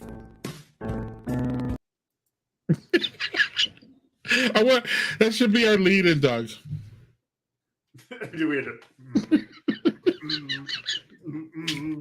What the fuck? Also, what's great about that, it's like it sounds like somebody's playing it through like a broken fucking speaker, and they're trying to broadcast it. No, ladies. Oh my God. Now imagine that was your grandmother doing that. I would be horrified. I would like, what the fuck are you doing?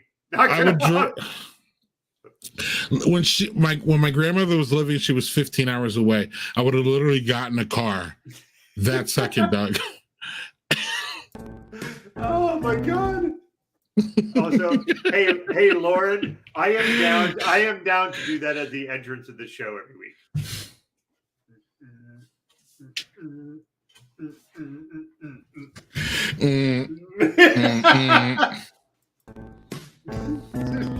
She's so happy. She's so happy. She's so happy with herself. Like, you can tell she loves this. I'm happy in my white supremacy. Right. Look at her. No, stop. All right, can we just take a moment to talk about just how fucking incredibly problematic Utah is as a fucking state with the people in it? Like, Utah is a gorgeous state, and it is just this hugely overly conservative piece of shit that's going on there like this. That's what we get out of Utah. That's And probably now- one of the better things. Now, all right, so our That friend, and who's our friend? John Kinnear. I was gonna say John Kinnear. Two things.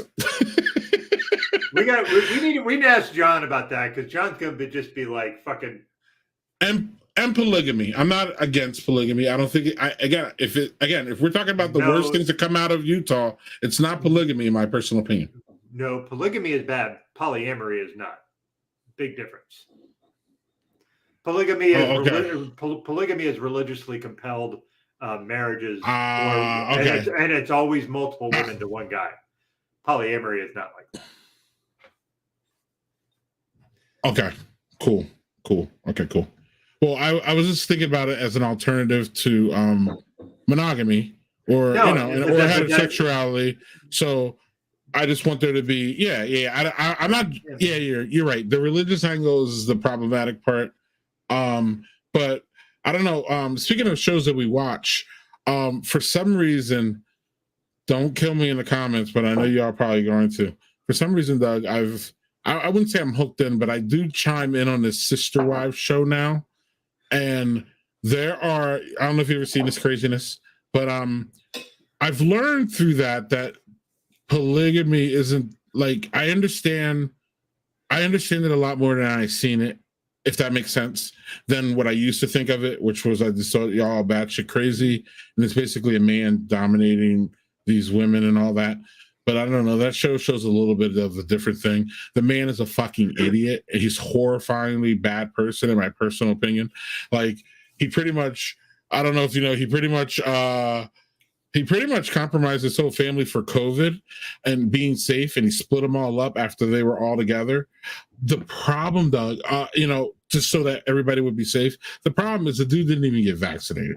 So, like, how do I even take anything right? How do I take anything of this seriously if you're trying to get everybody to do all these things and then you won't do one of the most simplest things to do it? And sorry, y'all, but I have a lot more fire for white people who don't want the vaccine as opposed to minorities. Minorities have been through some shit with this country, and y'all trying to vax us up and inject things into us as experiments and fucking shit like that.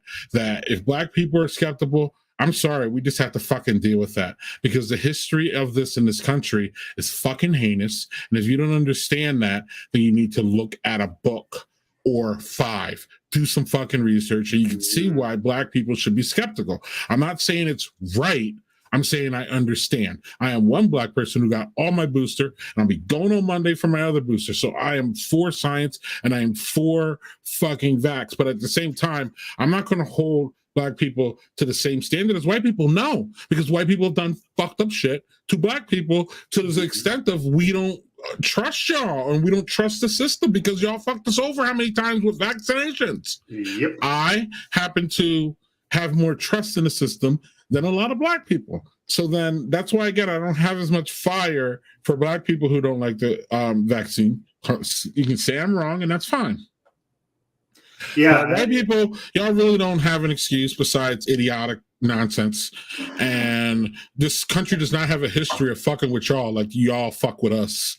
So over the years. So that's that. So that's why I have nothing for this dude. And on top of that, he's like, I don't babysit my kids. Bitch, like, you want to send me through the roof, Doug?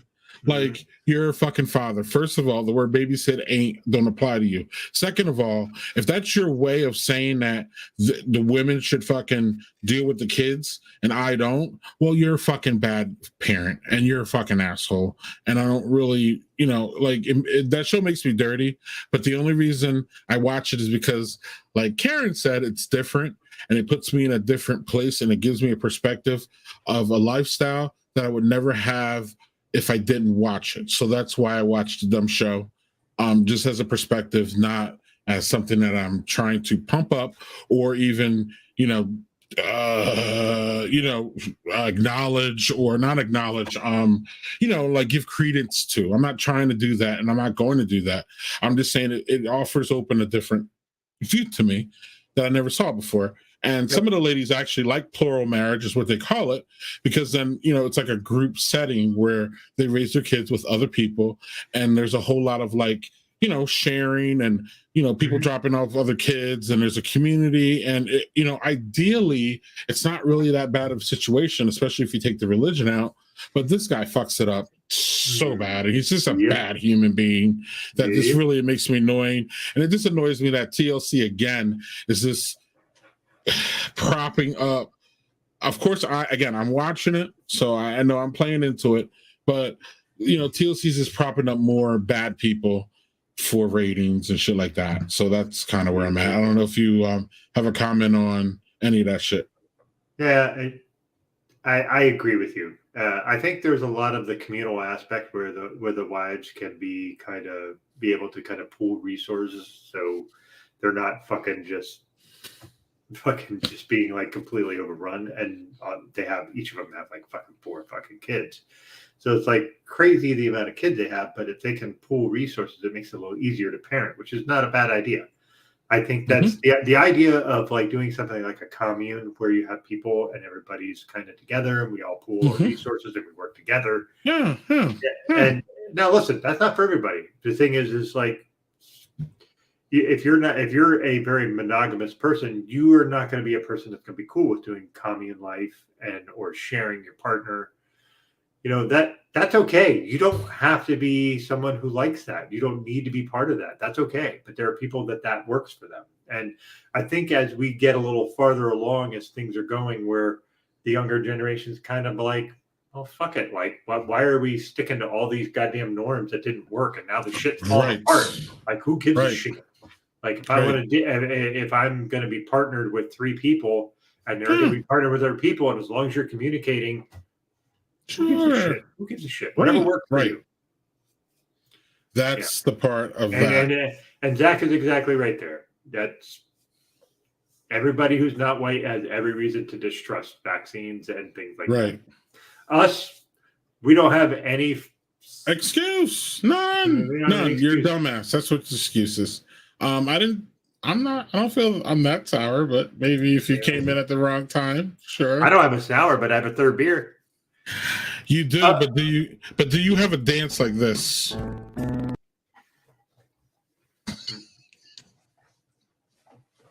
So this is a yuzu citrus saison.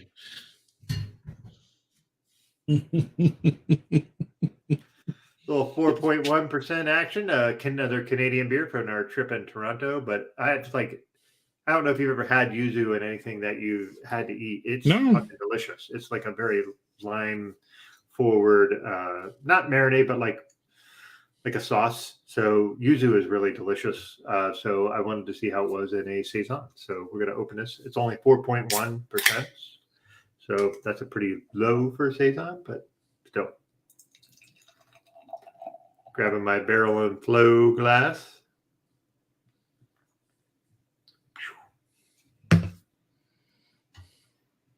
Looking lovely.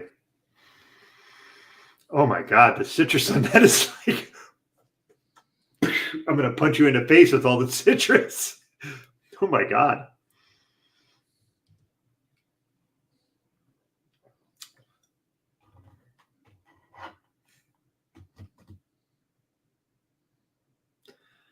I wish I had more of this to send you. This is absolutely stunningly delicious. So cheers to you. Nice. Do you have a third? Do you have a third one? No. No? I mean, I do, but I'm not gonna. Maybe I'll save it for post-production. Yeah, that works. Actually, I probably should open it. Why not? Share it with everybody and then we'll see. I also, it is really, Daniel, this is from Godspeed Brewery. What a great name for a brewery out of Toronto.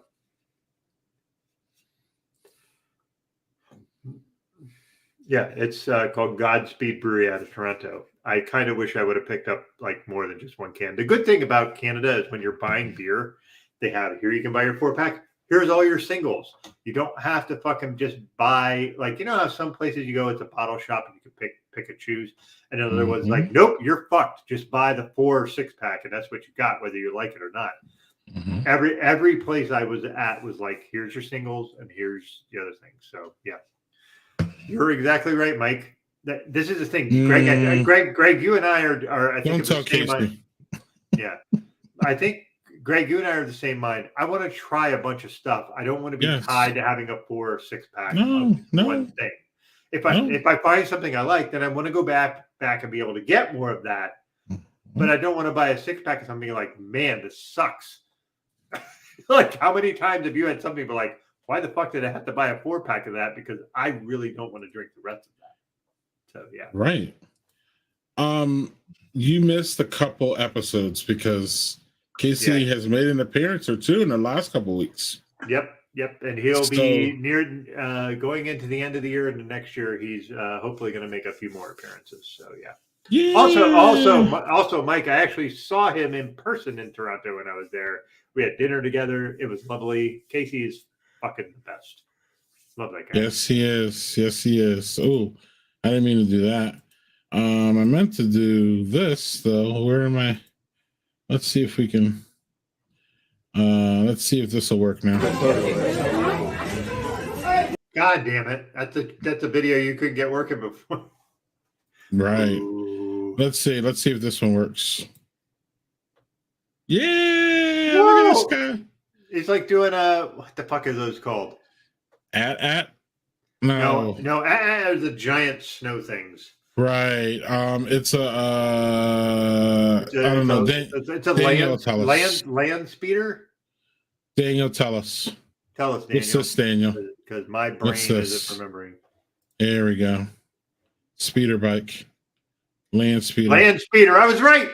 Yes. There we go. And I'm not even a Star Wars person. I don't give a shit about Star Wars, and I thought that's what it was. Yeah, neither do I. But, and Lauren Yee do it too. Okay, it's a speeder bike.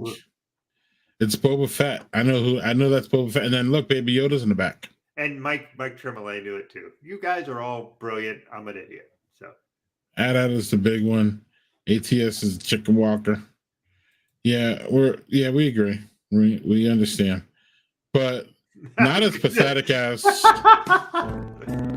Yeah, that is true. Not- We are not quite that pathetic. right. So We're close. it can get worse, Zach, but it's not this worse. The look at her face. I can't stop. Just a look of satisfaction on her face. Look Yes, how yes. hip I am. Look how delusion. Yeah, well, you're not you. Look how delusional. Also, it's like, Greg, this is the smile.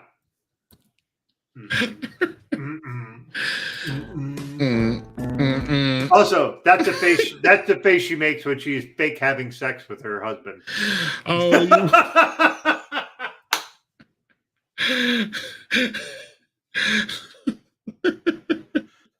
Linda. Yeah. No, Aaron's also, right though.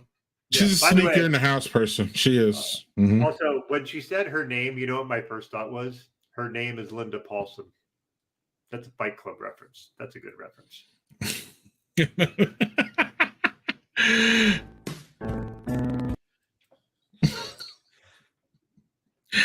I don't know what we can do. So I'm gonna. Oh my God! Does Zach come in about this? Oh my God!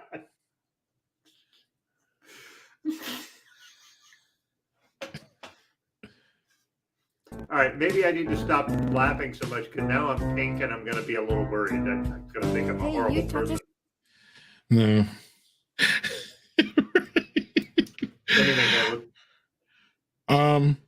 Doug, talk about something while I go get my third beer and then we'll get out of here. Yeah. All right. So I'm going to talk a bit about our guest for next week. Greg's not here, so he can't post the link for it. But we're going to have an interesting guest. Where is it? Wait, let me share the link. Sorry. Yeah, where is it? Yeah, no worries. Let's put it up and. So there we go. So this person we're going to have on the show next week, Joella Nadi. And this person I want to have on because her thing is she is a writer, speaker, mental health advocate. She's also a sex therapist. And her book is Monster in the Bed, and it talks about sex depression and conversations and not having relation to that and how depression can affect sex drive and the way you feel about yourself. And it's going to be a super interesting conversation because this is not something like, we've had sex therapists. We had one sex therapist on before, and we've had other folks talk about depression and how that works, but we've never married the two. And she's really super interesting, and it's going to be really fabulous to hear her talk about her book and how that relates to, listen, we all have, well, not all of us, because some of us are ace or whatever, but if you have sex, it's going to be super interesting to talk about how depression and anxiety and things like that affect your sex drive and how you are with your partner and what that means and how you can work through it. And I'm super excited about having her on just because it's going to be a territory we haven't really fully dove into. And so, yeah, it's going to be fabulous. I'm really looking forward to that. Sounds good. I caught all of that. Cool. So this is next week? Yep, that's next week. We have a run, and folks, I apologize. There are going to be a lot of my guests coming up here in the run, but yeah. So yes, not. And I'm going to say, like Karen, I knew would be a good guest. I didn't realize how great she would be for how we fucking roll. It was really great. She was awesome. Yeah, but after that, I think we have Liquid Intrusion. After that, we do have Liquid Intrusion. They're next. Yeah. So, we have. So this is one I think I got from you. No, I did not give you that one. Oh, where the fuck did that come from? Are you sure? No, I did not bring. That's one that if I gave it to you, I'm not sure how because I don't remember buying that. Okay.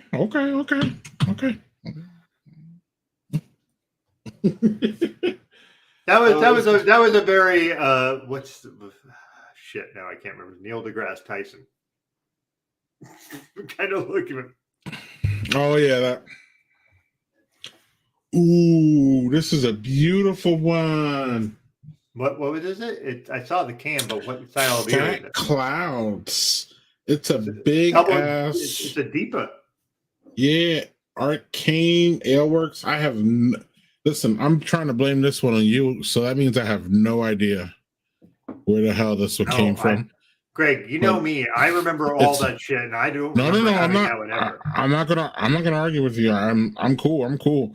I just can't say. Someone out there gave that to me, and thank you. But it's a big, juicy double IPA that, wow. I haven't had one in a while, Doug. I haven't been drinking double IPAs. It's a Citral Double Dry Hop. Yummy. Big juice, Citra all over the place. Getting a little mango.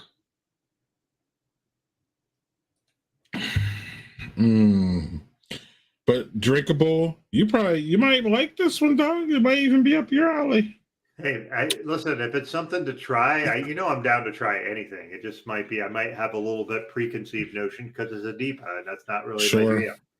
Now, what's weird is I'm good with IPAs and even triple IPAs, and the Deepas are a little weird for me. It's almost like when you have doubles, triples, and quads, and doubles are a little weird for me. Triples and quads, I'm all in for Belgian styles. Yeah. Hey, we could do, Greg. We could do an episode where it's just a beer as our guest, and it could be in your beer box, your shadow box. Zach, we did that before. We did that when we first started. I don't know if we want to go back, bro. I don't think we need to. Well, it'd be great if we could have somebody voice over the beer. That would be hilarious. Yes. We could have Zach voice over the beers. That would be amazing. No. Right. See, this is what Zach has to understand here. Daniel enjoys the guests, but we don't have to do a gazillion hours. Yeah, Zach. Motherfucker. Right.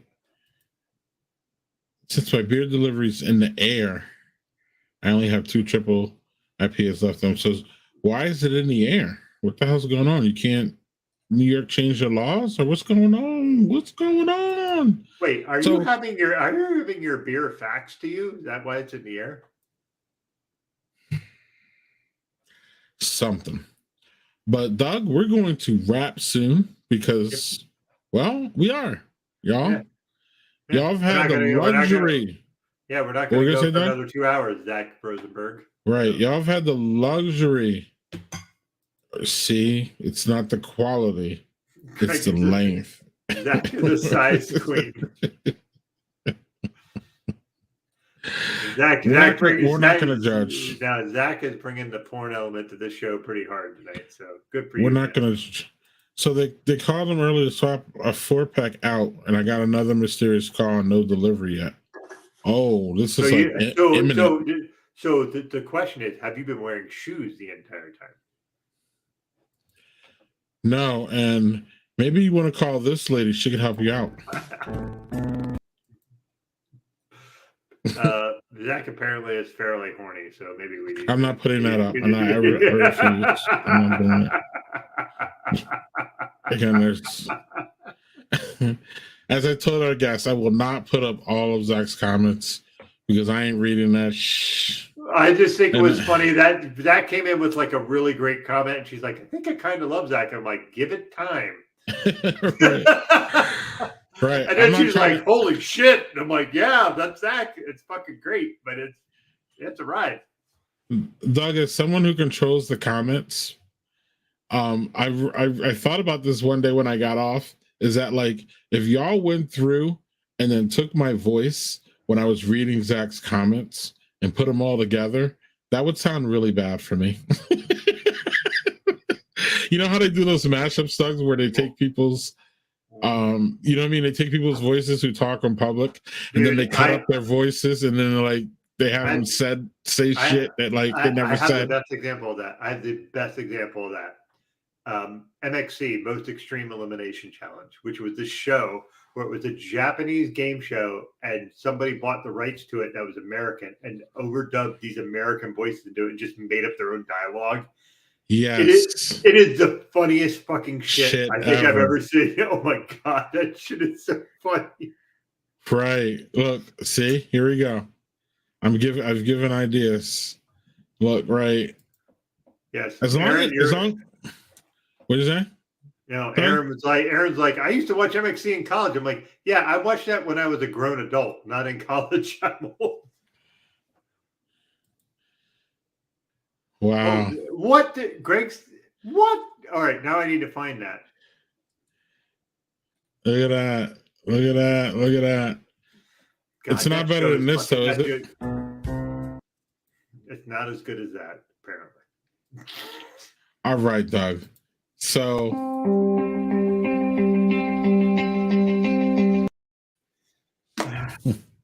all right, man. You first.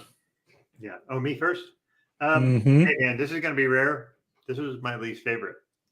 Now, it might be because I got it in August that it was in a crowler. So, and that's weird for me to say that the Scotch Ale was my least favorite out of the crowd. But yeah. My second favorite was the Black IPA from Nickelbrook. And this was fucking delicious. This was great. But the yuzu one that I had at the end, the yuzu citrus saison, that was out fucking standing. I would like more of that, and I wish I would have bought more. So, yeah. How about you, man? What do you got? Working on it here. Working on it here. Working on it here. Working on it here. Let's see if this will display like I wanted to. Mm-hmm. Yeah, it will. Yes, it will. Yes, it will. So, I have them in order from left to right of my favorite. They're all pretty good. But the Fat Clouds was the funnest one, and it's the one I have left here. Still really haven't. I mean, I took a couple sips and filled my glass. Look how thick that is. Ooh, that'll be a nice nightcap. And then we have the Fest beer that I can't pronounce the name, and I'm not going to be able to. By hence the butter. By hence the butter. Yeah, that. The world's oldest brewery, by the way, apparently. By the way, that is a great can. It's not like fancy, but the way it just looks like a very classic German beer, doesn't it? Right.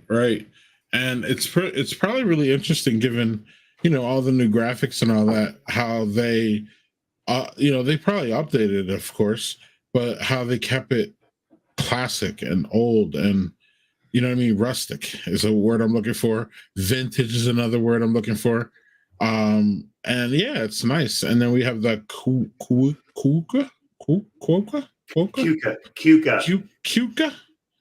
strawberries and cream. They were all pretty damn good.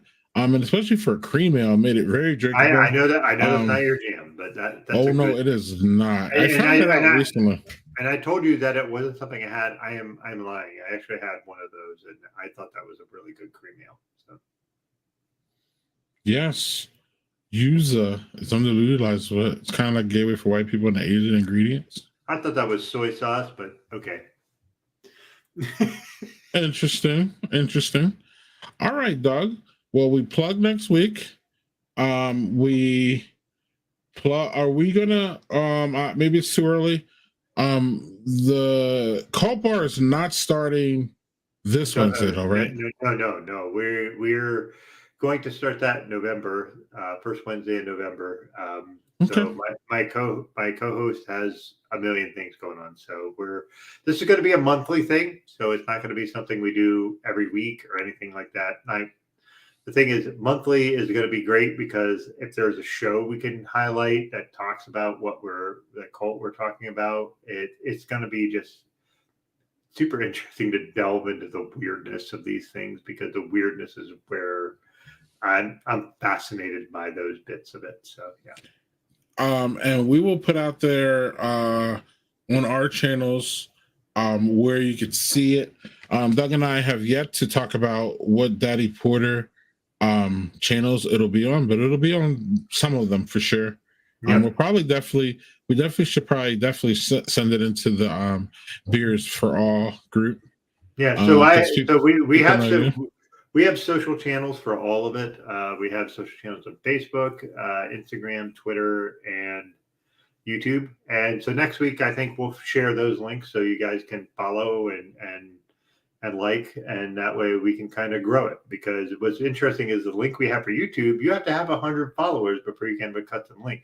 So we have this broken, weird fucking link that is not like what we have ours. So basically, it's called the Cult Bar Show. If you follow that on the socials, you'll find us, like us, join us, as we say. But we can stream there, though, right, Doug? Yeah, we can stream in all of them. Actually, we'll talk about this in post. Yep. But I'm going to.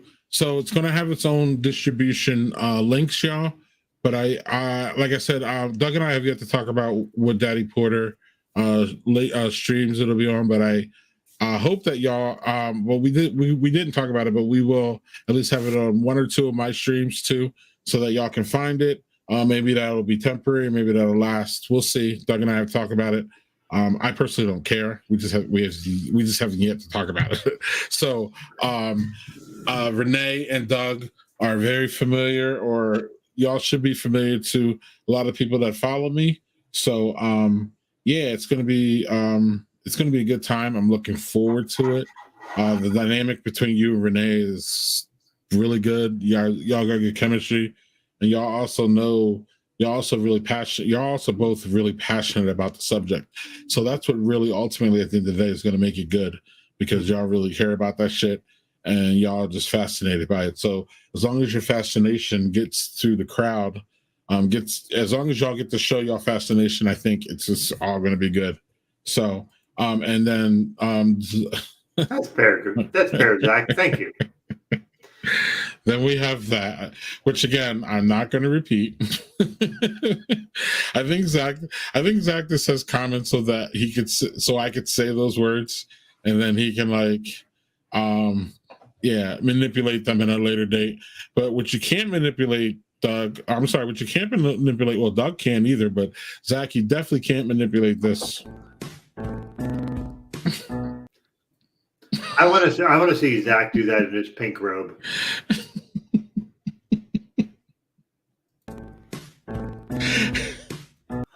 I can't get enough. I could see that on a loop, Doug. I could just seriously on a loop. I should probably get my kids just to cut it out and just put it on a loop for me, and I can just yeah.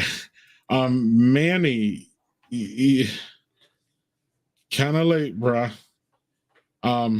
We're about to end. No. So Manny, go grab some cereal. By the time you grab some cereal, we'll be done, and you can start the replay almost immediately. You want to do the replay though, Manny. Our guest was fabulous. She's fun as hell. Right. And yeah. You both have TikTok now. Start a trend. Really learn this? Yep. We can't top that. How are we gonna top that? There's none. Right. Yeah, Zach's trying to see what he can get Greg to say, like Anchorman reading the teleprompter. Right, right. I'm Ron Burgundy. Right. yeah, Manny, it's a good replay. She's fabulous and fun, and definitely way more engaging and entertaining and beautiful than Doug and I. So you can she's a beautiful looking old lady, and she's just smart and genius and all that. Okay, just so a lot of fucking Grizzly Cosmic Black. That sounds good. I've never heard of that, but I want to have that. That sounds great. we like black beers. We do. Black is beautiful beers, black IPAs, black stouts, black, all that. Yeah, all that. Give us all the black beers you can. Absolutely. And then don't give us any white shit like this. Please don't. Doug, see you next week.